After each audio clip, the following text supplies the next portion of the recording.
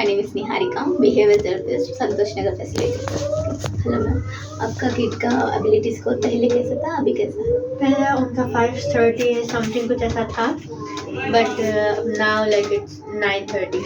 Okay, तो बहुत सारे चेंजेस हो गए अभी। Thank you so much. And अभी उनका सेल्फ सफिशिएंसी कैसा है?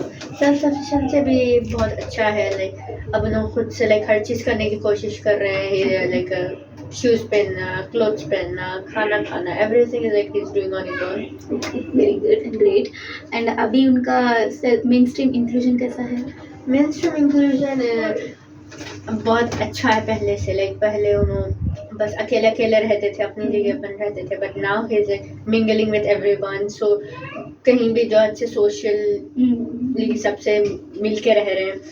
एंड लाइक स्कूल में भी अच्छा, लाइक हर टीचर्स को उनको रिस्पॉन्ड कर रहे हैं। ओके ओके, तो पहले से अभी बहुत सारे चेंजेस हो गए। हाँ। Okay, thank you so much. Thank you.